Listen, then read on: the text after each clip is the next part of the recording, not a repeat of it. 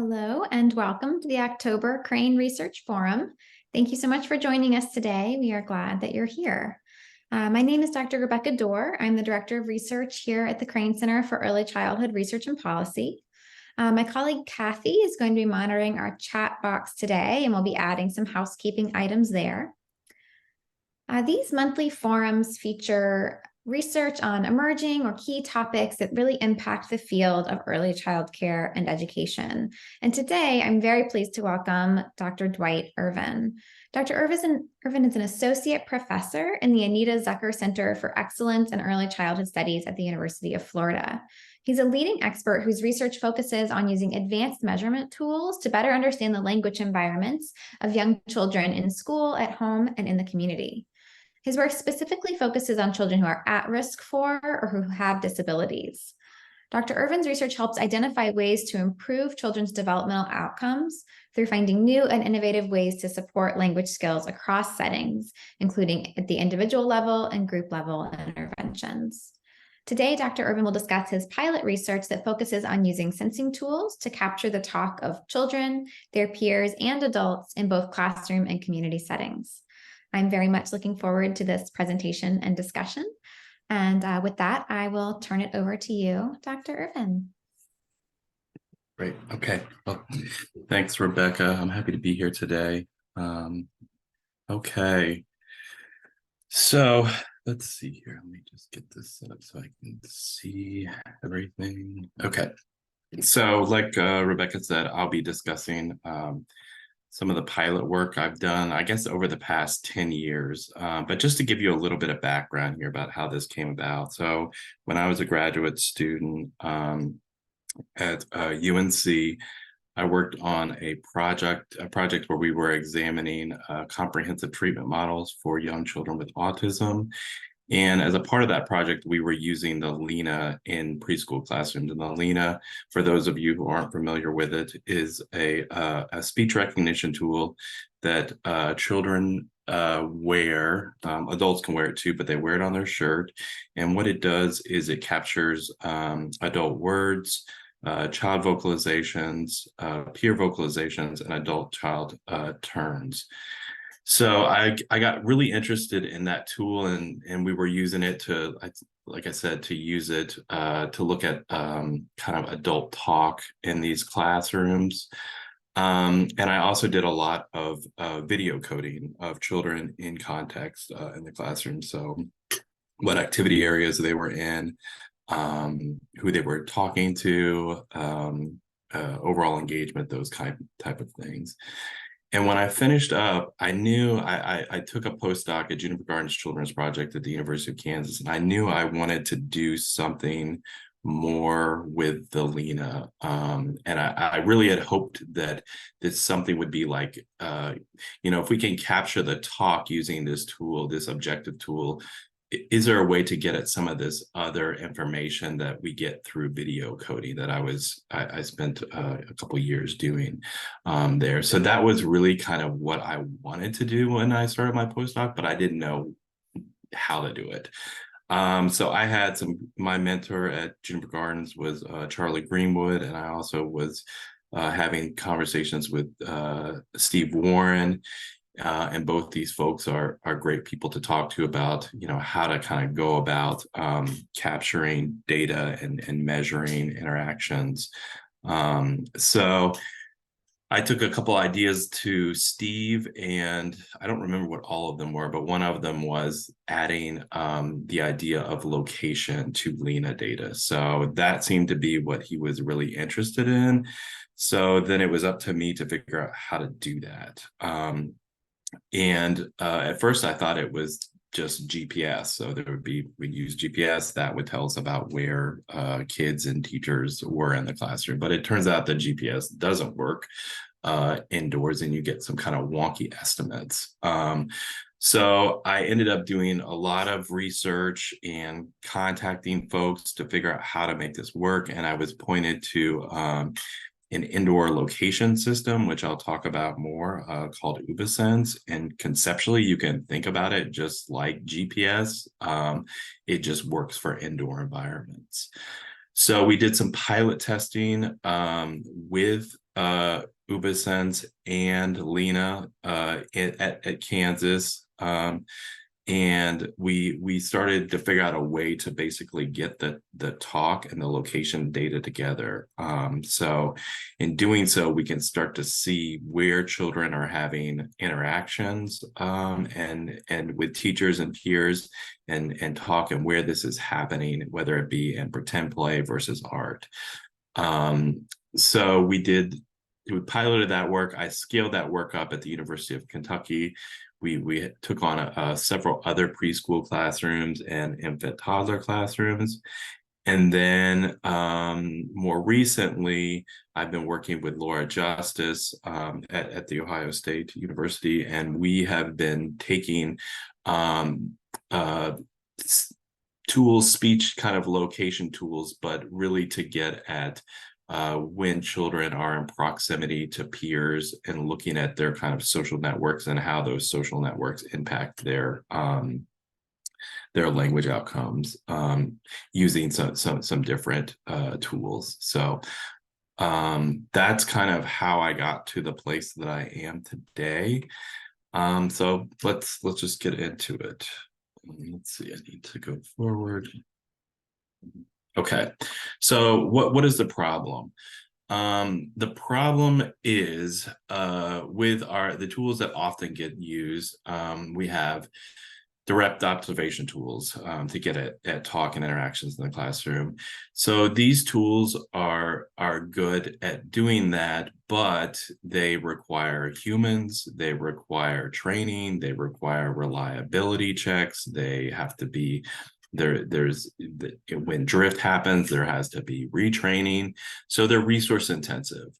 And they often only are focused on one child and one adult, or a couple children and an adult in the classroom. And they're usually kind of just like focused on a brief, kind of period of time.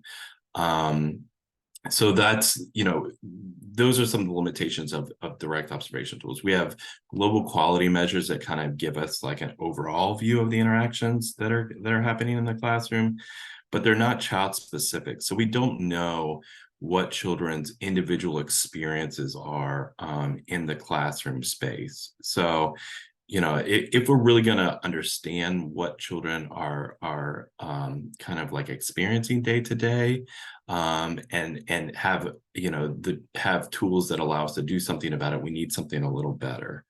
We also know that there's a push in the early childhood field for teachers to use data to support outcomes, and we know that teachers and coaches and OTs, they need real-time data to monitor and evaluate interventions. And these are tools that the direct observation tools and global quality measures aren't really great tools for getting at these two.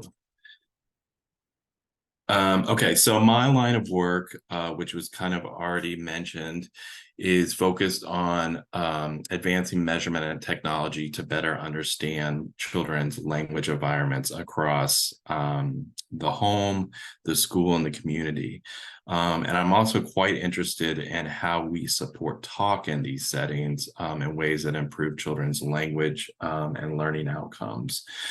So the tools that I'll talk about today, what's exciting about them, one of the things that's exciting about, there's a number of things, but they allow us to answer questions that we can't get at per se with direct observation tools, or it's really difficult to get at them with direct observation tools and global kind of quality measures. And so questions like, how do young children's friendships develop, and what do they look like over time? What's the effect of language input in the home, community, and school, and how does that affect children's language development? Okay, and so what I hope that these tools will yield are something that researchers can more precisely measure talk and interactions in environments that children occupy, and that we'll have one day we'll be able to take these tools and put them in pipelines that then go back to teachers, parents, providers, coaches, in ways that they can use information to basically foster the most the learning environments that best kind of get children ready for kindergarten. Okay, so there's kind of like three bins of pilot work that I'll discuss today. The first one is capturing talk in the classroom. The second one is on the playground, focused on the playground. The third one is focused on enriching and capturing parent interactions. And what I'll do is I'll provide an overview of what we looked at with our sensing tools, why it's important, the research questions, a description of these tools and how they work, some information about the procedures and participants, the results. And for each one of these, I'll discuss how this work is meaningful, because I think that's a question that I'm always asking myself, and you know, when I'm reading others' work, like, what is this? Why does this matter, and why should I care about it? So hopefully I'll answer that for you all. Okay, so capturing talk in the classroom. Let's see. Okay, so we know that talk in the classroom from peers and adults are essential for a number of developmental outcomes, particularly for children at risk for with disabilities, and that this talk varies by the kind of like context children occupy in the classroom, as well as their disability, delay in disability status. So the research questions for this work were first focused on this real-time location system, UBASense, that I mentioned earlier. So this tool hadn't been used in the early childhood classroom, and I'll describe in just a second kind of how it works. But so we needed to validate it. We need to make sure that we can basically locate children and teachers in the space when they're in stationary positions, as well as when they're moving. And one of the things that we looked at is how they move. So the system is able to basically, like I said, locate children and teachers, but it's also able to look at, you know, are there movement patterns? What do these look like? And with children, you know, when maybe they have wandering patterns, they have lapping patterns, these are important to look at because it affects the interactions that they're having. The second question was focused on, is this something is it feasible to do this in the classroom? You know, how can we do this? And teachers and kids are good with it. The next question was focused on merging the location data with the speech data so that we can look at talk, adult and child talk within different activities in the area. So like, can we do this? Can we get this data aligned so that we can start to understand where the talk is happening and not happening? And then the last kind of question was looking at the relationship between activity areas and kind of how it's a start to examining how friendships develop. So how are children in kind of like talking with playmates, and where is that talk happening more often and when they're in close proximity to one another? Okay, so the tools. I described Lena a little bit earlier. So that's the one that captures talk. And so UBASense, that's the location piece. It is, like I said, it's mainly been used in really outside. It hasn't been used in the early childhood classroom until I started using it. It was used in industry to track kind of like cars and planes and big stockyards, as well as in that kind of like a health related setting. Like there's some folks at University of South Florida who were using it to look at movement patterns and identifying when individuals were at risk for dementia, when they were at risk for falls. So those are the kind of two areas that the tool was used most often. And what this tool does, what's really neat about it is it basically children wear location tags, and you're able to see the little dots that represent children or teachers in the space, and you're able to capture their movement, their location. As many children and teachers that participate, for as long as they're wearing these location tags. And the data that you get out of it is, this kind of changes because they're always making it better. But the last I look, I think you can set it to get an estimate every 1 second or every 10 seconds. And the tool, when it's set up and calibrated, is basically putting the person within a foot of the tag, which is pretty precise. And the tool can also be used to basically map the classroom and identify activity areas. So once those activity areas are mapped, you can then start to see when children are entering and exiting it. And when that data is merged with the talk data, that's where we start to get something exciting around the talk happening or not happening, and specific activity areas between specific children and their peers, as well as classroom adults. Okay, so this is a picture of an adult wearing a Lena recorder and the tag, and then in the bottom right-hand corner, you can see a child wearing the Lena and the tag. The UbiSense tag is on the shoulder because it works best when it has a line of sight. And what happens in the setup is that there's sensors placed in the corners of the classroom. The system runs through Ethernet cords that then connect to a laptop, and then it's calibrated. And once it's up and running, then the data just starts coming in. And let's see. So I mentioned the KU, or the work done at the University of Kansas. That was just one classroom, and then we upped that to, I think, three preschool classrooms and 2 maybe infant toddler classrooms at the University of Kentucky. Children and adults at the University of Kentucky wore it for a half day. And let's see another word. Yeah, okay. And then we took that data and we merged it. We ran it on a 1 second metric. Because it gets quite overwhelming when you have, I don't know, 10, 15 children and a couple teachers wearing these devices, and it's running at more than 1 second. It's just an enormous amount of data to kind of deal with. But these are the number of participants, and this is pilot work, so it's quite small. For the talk and activities area study, we use just standard Lena software. For the friendship development study, I work with some speech and recognition and processing engineers at the University of Texas at Dallas. So we're working to kind of like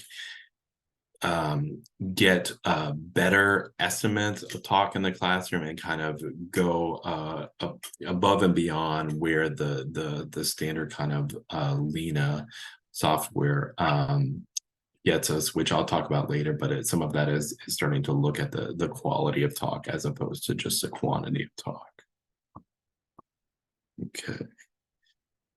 So what we found when we validated UbiSense is that we get similar types of data or in terms of estimates in the classroom of where children are and how the tool is working.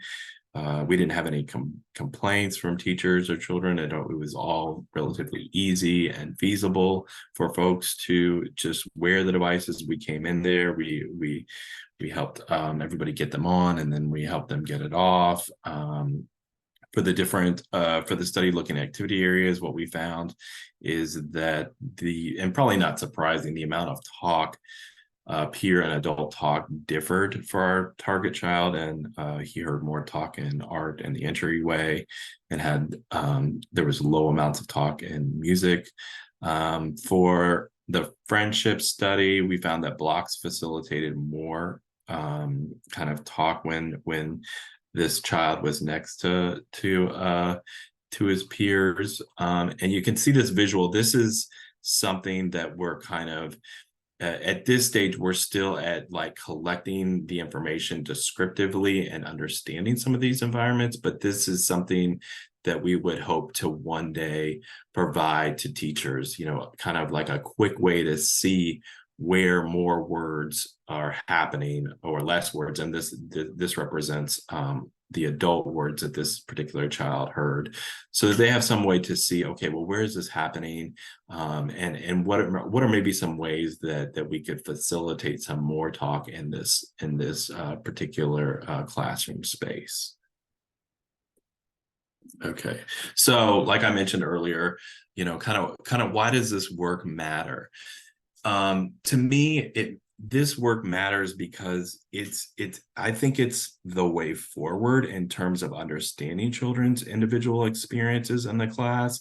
It's something in the classroom space. It's something that we can use that is unlike anything before in terms of gathering all the interactions that are happening at the same time in a given space for across the day for multiple days. We can really begin to understand at a granular level what is happening with children's interactions in the classroom space, and in doing so, we can begin to think about what we can do about it. So this first step is kind of the descriptive piece and just getting the tools to work and seeing what's going on.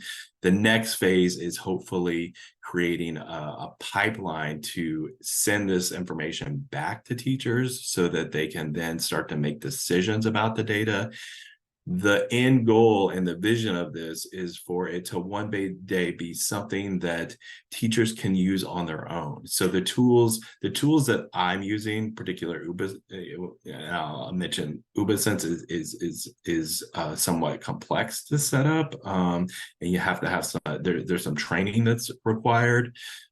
It gets easier the more times you do it, but there are more tools that are coming out that are easier for folks to operate. And one of the tools really active that I mentioned, or that I'm working with Laura Justice, is one of those tools that's a lot easier to use in the classroom. So as these tools come out, we hope that they'll one day be put into classrooms, and then teachers can collect this information on their own and then get this information and act on it. So almost like a Fitbit, like you have a Fitbit on, it tells you how many steps you have. And then with these kinds of tools, the teacher can use them and see, okay, well, who needs interactions, who's getting interactions, how do we need to restructure the environment? How do we facilitate some of this with peers? And so that may be a while coming, but that's our hope. Okay, so the next study. This is a very similar study to the classroom study. It's just done on the playground. So we know that time on the playground is important, and it provides opportunities for children to interact with peers and adults, and those interactions drive developmental outcomes. So we know that some children with special needs may experience limited opportunities on the playground, and these missed opportunities may slow down kind of like improving developmental challenges that they may have. And we also know that contextual factors have been shown to influence peer interactions. So for example, there's a study by Miller and colleagues, and they looked at peer verbalizations in this kind of like they call it a cozy dome, which is like an igloo shaped climbing dome, and they compared that to the roller slide. And what they found is there are more interactions that are happening on the cozy dome. And I mean, it makes sense. I mean, it's very similar to the classroom, right? We know that the materials provide opportunities for interactions, and in different spaces within the classrooms are contributing to that in different ways. And that runs, it's the same way on the playground. So our research questions were, they're similar to the classroom. We wanted to know where children were spending their time on different pieces of play, like on or near different pieces of playground equipment, as well as basically the canopy of the playground, which I'll show you a picture of, and the grassy area, and then how much talk took place. So we again use UbaSense and Lena. UbaSense can be put outdoors. There are some special covers that go over it to keep it from being affected by weather, if it's raining or something. This is the area that we did it, and you can see the sensors kind of set up on the poles of the canopy in the right hand corner. There's this kind of like house structure that's multicolor. Behind that, there's a table, and that's where our computer, where the data is coming in, is there. And for this study, we had to set up UbiSense on the playground. And this, again, is we did this for the first time. There's no, one thing about this work that's challenging is we don't really have a playbook for it, because this particular piece of equipment, as I mentioned, hasn't been used in these contexts. So we're having to figure out how to do this. So we had to do things a little bit different in terms of our setup. And you can kind of see on that sensor, the zip ties that are holding the sensor up. And it just is a different way of doing things as compared to the classroom, where we're tying it to basically the structure above the ceiling tiles. So we divided this playground into the canopy and the surrounding grassy area. We had we put about a half-meter edge around the canopy, because one of the things that was happening is children were coming in and out a lot, and they were hanging out at the edge, and UbiSense does have a little bit of error related to it. So this helped us more precisely place children in these two different areas, and then around these large pieces of equipment.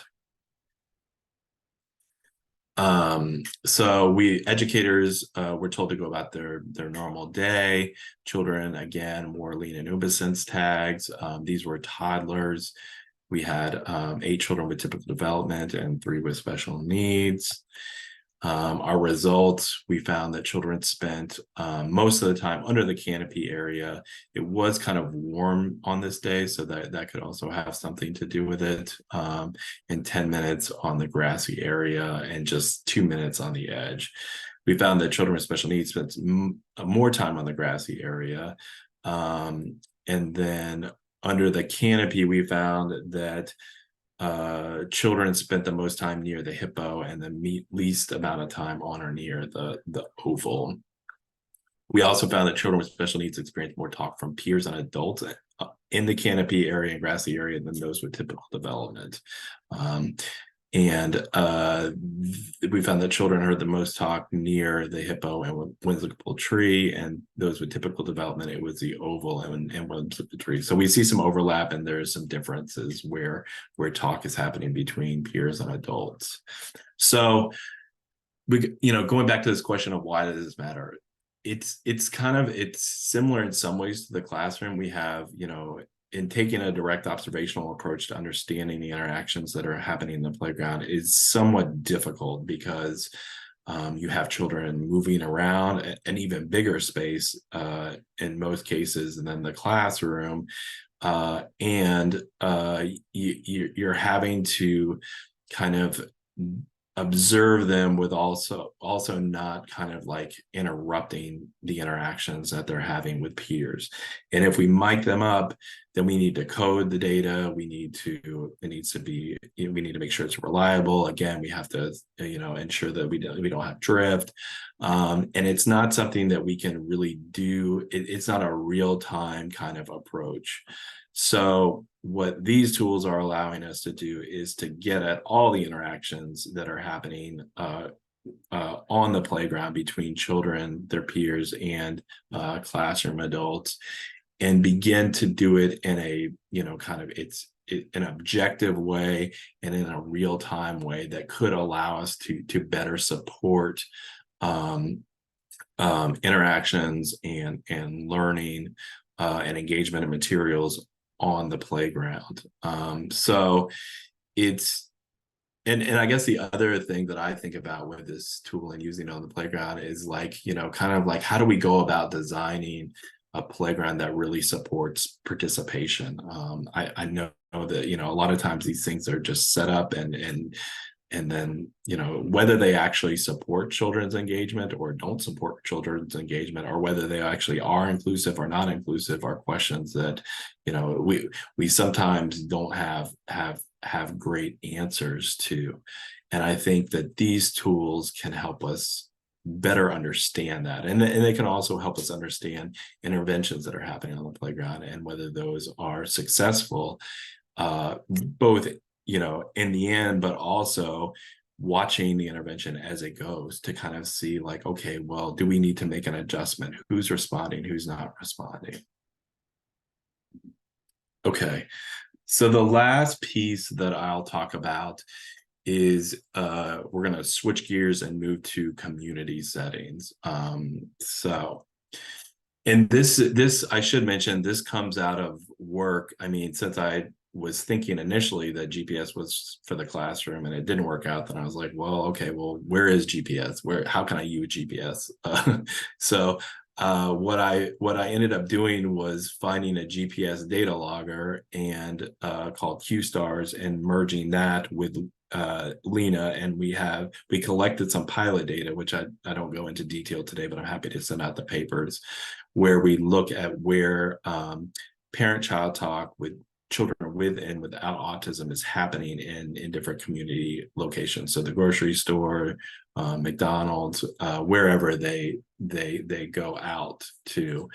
And so from that work came about conversations with my colleague at Juniper Gardens, Kathy Bigelow, where we were like, well, this tool, there had been discussions about this tool, and maybe like before Kathy, we were thinking, okay, well, how can we design a tool to support adolescents with autism in social spaces, and provide them with prompts that might be helpful when they go to the movies, when they go to the mall.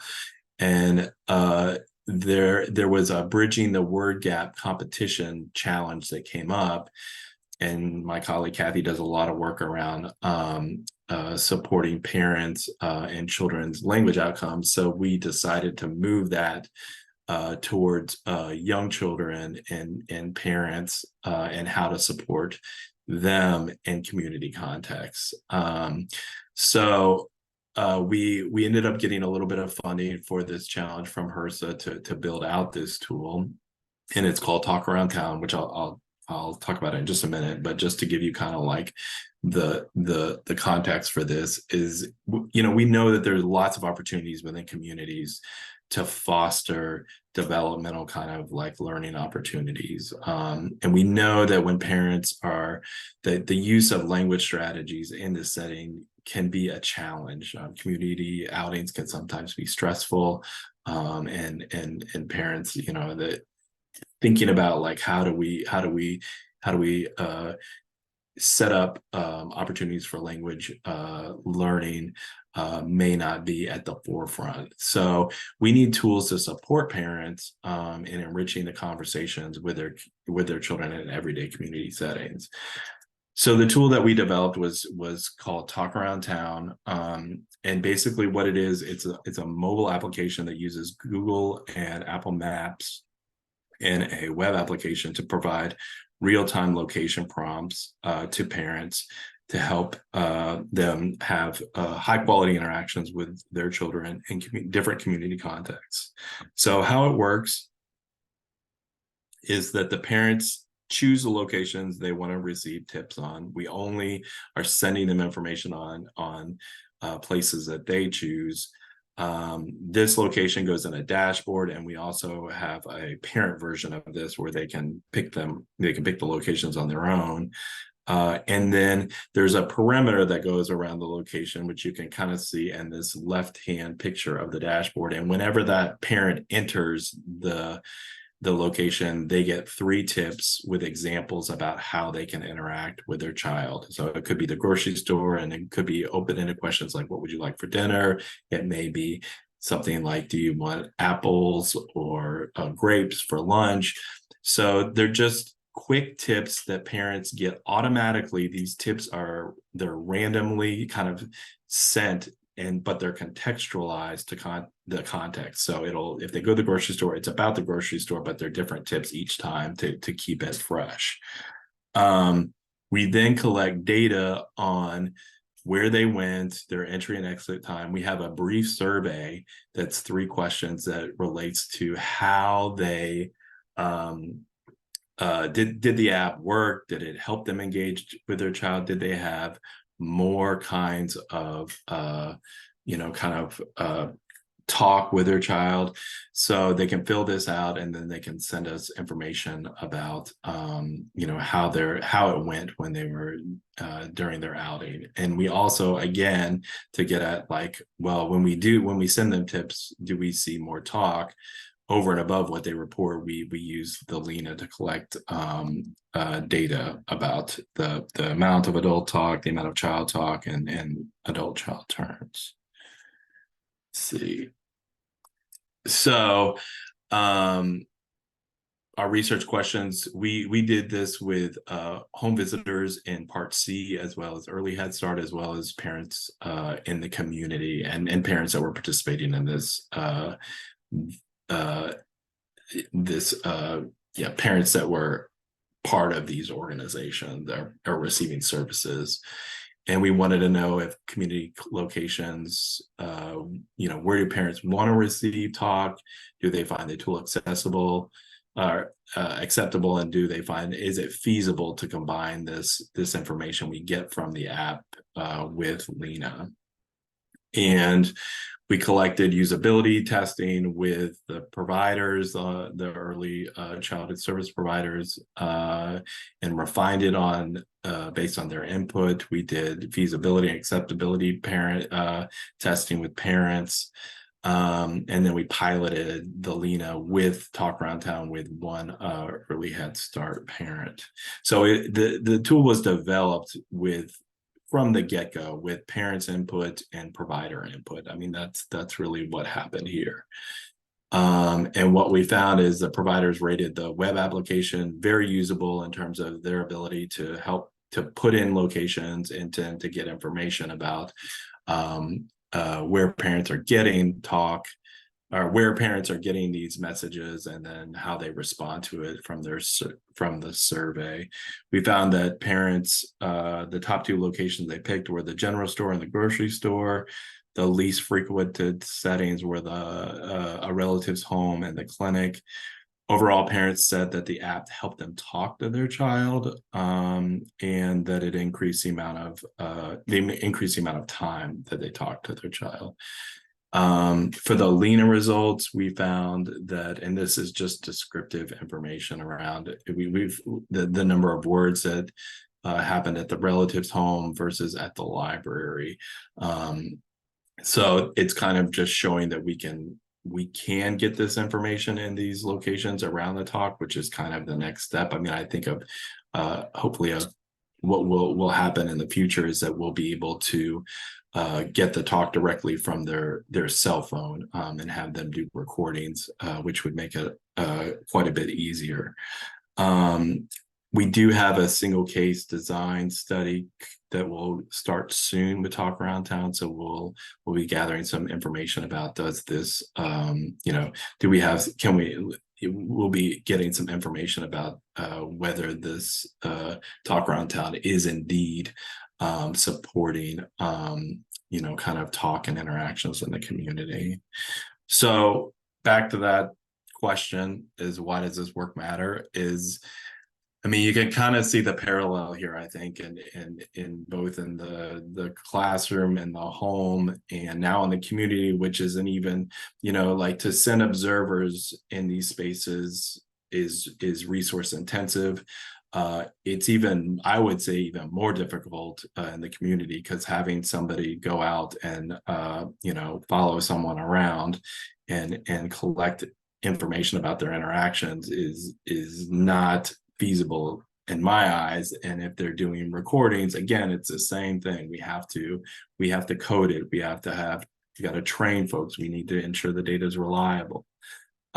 So this is an exciting piece of the work, because it's moving from the descriptive, just describing the environment, to where we're actually like starting to support parents in children's interactions in the spaces that they're visiting. So some of the challenges, I mentioned a couple of them along the way in doing this work, is that UbaSense really, it does take some training to get it set up and running. There's well, one thing that I learned is kind of a funny story, but like we had this, we wanted to know about like children's interactions with materials. So we put the tags on children and we put them on materials. And this was in a toddler classroom. And we put this ultra strength kind of Velcro to attach the location tag to tools. And what had happened, we left and we came back, that all the children, one child had figured out that you could rip the tag off. And then it created this domino effect, and all the tags were ripped off all the materials in the classroom. So it was a total loss. And we figured out on the playground we could use duct tape, and that worked quite a bit better. But there is a bit of a learning curve in terms of the setup and actually testing things out, because it doesn't always work. But I guess that's good science, I think. If there's that risk there. On the playground, there's weather issues. If it's raining, if there's snow, these can be difficult to deal with. We had several classroom changes. The teachers changed the schedule to the playground, so it made it kind of hard to get everything set up, the children all wearing the devices, and then to actually time it to get the information we need. For Talk Around Town, it's GPS, so there can be a lost signal. If it's really cloudy, we've seen that a little bit, and then we also, if locations are right next to each other, sometimes it can make things kind of murky as to figuring out, like at a strip mall, for example, if where the parent and child might be entering. And for the testing, it's kind of it can be tedious. We have to do a lot of testing, like go out to these locations and see if the prompts are happening. So that can be difficult. And this is the last thing that I'll talk about. So I already mentioned that we're working on this. I'm working with Laura on this social network project, and using not the Lena in UbaSense, but Really Active, and then we're using Sony recorders and Alice, which is like an open source kind of version of Lena. So that's exciting. And then I'm also starting to do some keyword spotting. So starting to get at this kind of the quality of speech. So we know that it's not just about the quantity of speech, it's actually, the quality is quite important too. So we've been looking at WH words in science and reading activity areas of the classroom. We know that WH words are crucial for support, kind of creating and extending conversations between adults and children, and supporting cognitive and language outcomes. So this is kind of where we're starting, and we're getting some pretty good results in terms of accuracy there. And so why does it matter? Though, I'll speak just to the quality of speech. That's again, it's back to having observers do that, and the difficulties that can come with that. And then how do we, if we can start to get at both the quantity and quality of speech coupled with the location, we can get some really exciting things kind of happening. We can really understand these different environments that children are occupying, and then design the supports to ensure that they're getting ready for kindergarten, that we're supporting their development. So that's it.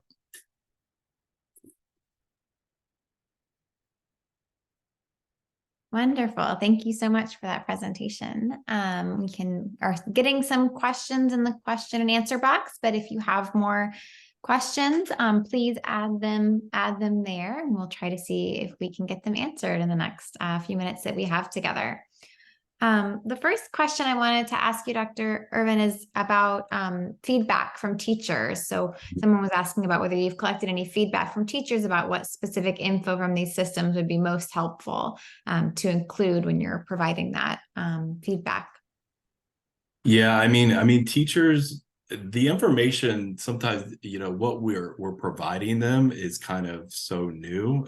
It can be, they tend to be pretty excited just about the idea of like, okay, well, I'm not going to have an observer in my classroom, and this is not really data that I'm going to need to collect in terms of, the where children are in the classroom and the interactions that they're having. So generally, they're kind of like, that's as far as it goes. And we have collected just some, anecdotal kind of evidence around it and informally asked them. But I think the thing that, the thing that does come up is the quality of talk, which we're just starting to kind of like get into, because they do want to see that information. And I mean, who doesn't, like this is a big thing. If we can understand the quality of talk happening between adults and children and peers, we can do a whole lot, I think. So Yeah, absolutely. And that's a great lead into the next question. And I know you spoke a little bit towards the end there about starting to get at the quality of talk in some of your current work with the WH questions and related concepts. But we had a couple questions earlier in your presentation about assessing the quality of talk and specifically spotting keywords in teacher-child or peer-peer interactions. So I know you mentioned that a little bit towards the end, but wanted to open that up for any other comments you have about how you can use these systems to capture the quality of talk or specific keywords. yeah, I mean, it's kind of like I don't know, we're I would say we're at the frontier here. We're really trying to, this is because I have an NSF proposal right now, or project where I'm working with folks from UT Dallas, and this is a big focus to kind of think about. It's focused on science, so the types of science talk that are happening in pre-K and elementary school classrooms. But it's a difficult it's a difficult task, I would say, and it's years in the making to be given to. I mean, the classroom, particularly the preschool classroom, the audio environment can be quite challenging in terms of the acoustics, in terms of the overlapping speech, in terms of levels of noise.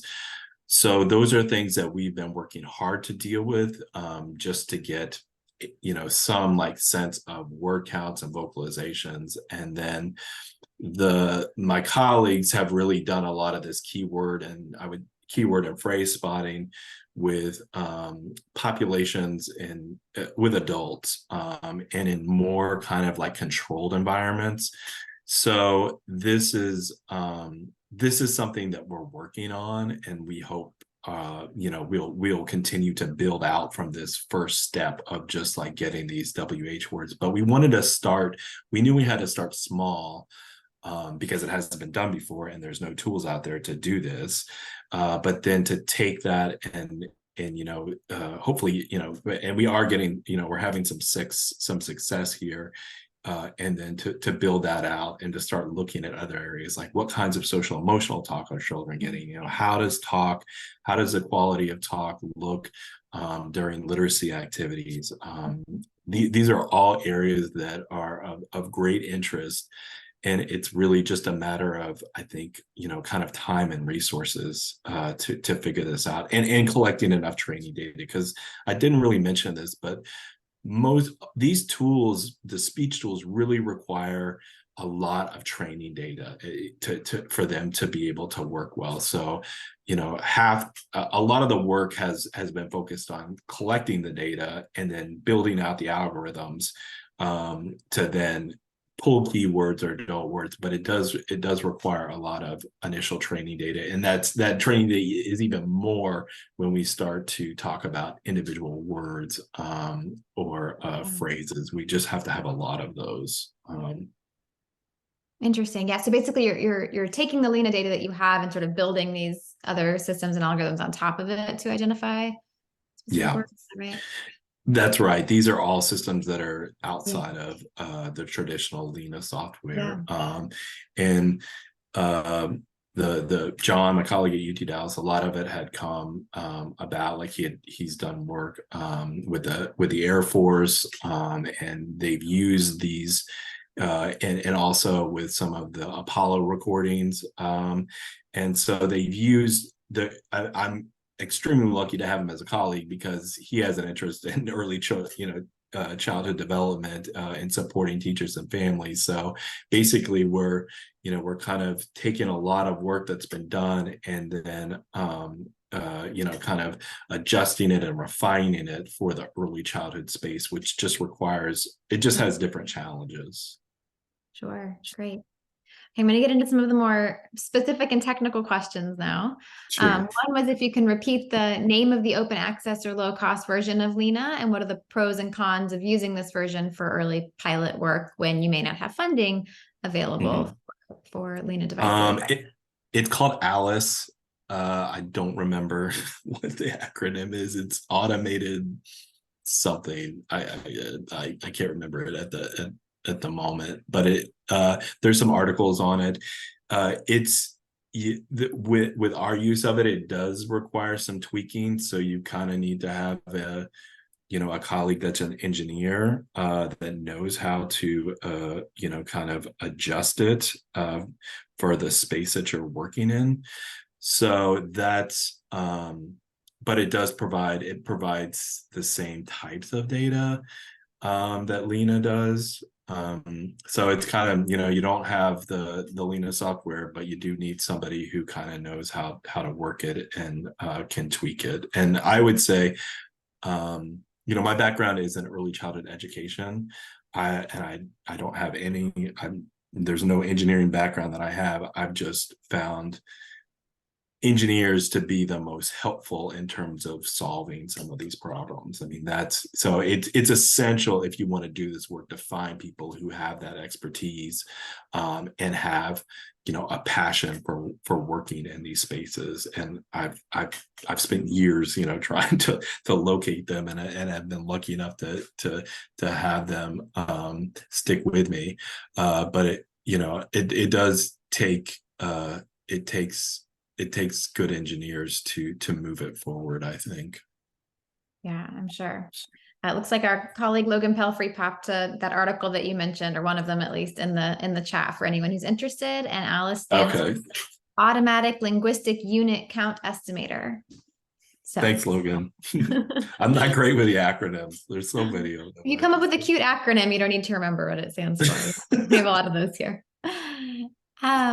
Okay, another more specific question was about how you take the Lena report, the vocalizations and the adult word count, and merge that with the UBASense data. So I know that's probably like a thing you could give a whole another seminar on, but could you speak to that briefly? Yeah, that was actually one of the toughest things to do. I would put doing that and then the heat map that I showed earlier with the kind of like where the talk was and what is it happening, and Charlie Greenwood really wanted that, and I didn't know how to do it, and I had to find we messed with some geography kind of software, and we ended up finding a way to do it through Excel Power Maps, but it was a challenge. But and I agree with him.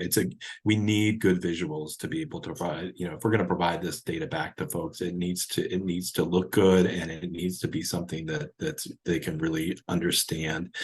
Related to the Lena data, so it's basically breaking down the Lena data into and putting it on a 1 second metric so that we could then align it with UbaSense, which is on a 1 second metric. So we had to create a program. This was initially, we developed something through Excel, and then we moved it over to MATLAB. But it's basically breaking down the speech segments into that 1 second interval, so it can be aligned, and then you get location data and you get speech data all on the same time metric.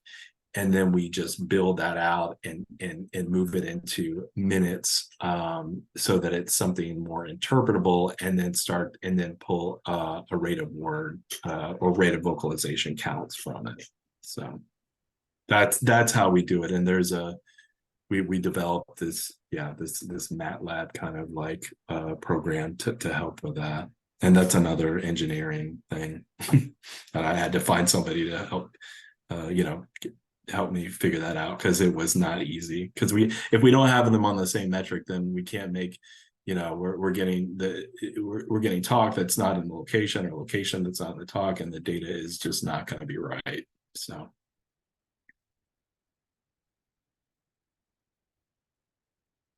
And you mentioned this previously briefly about the heat maps, but a question about whether you have any general tips for generating heat maps using the location and proximity data.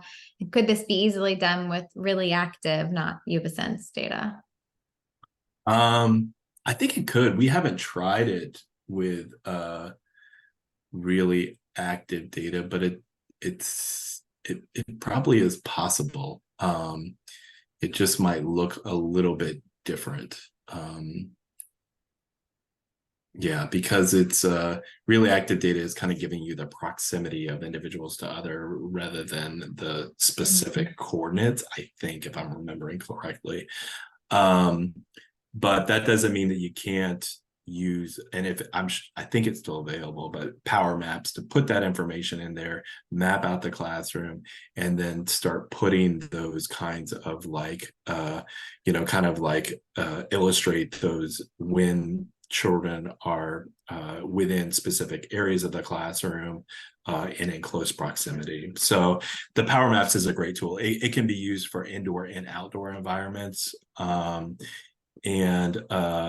It has a couple different features. Like the one I showed is more like with the colors and kind of like hot versus cold, but they have like what it looks almost like mountains coming up, like you would see in like a geography kind of like illustration of a landscape. So there's some neat things that can be done with that, and it's pretty easy to use. And that's through Excel. It's I don't know. Thank you. Yeah. Wonderful. Well, thank you so much. This has been a great presentation and conversation. Thank you again for sharing your work with us, Dr. Irvin. Oh, thanks for having me. It was great. And great. And thanks to all of our attendees for joining us today. When you leave the meeting today, a very short survey will pop up. Please do fill that out if you're able to. We really do value your feedback and use it to inform future events. Thanks again for joining us today, everyone, and have a great day.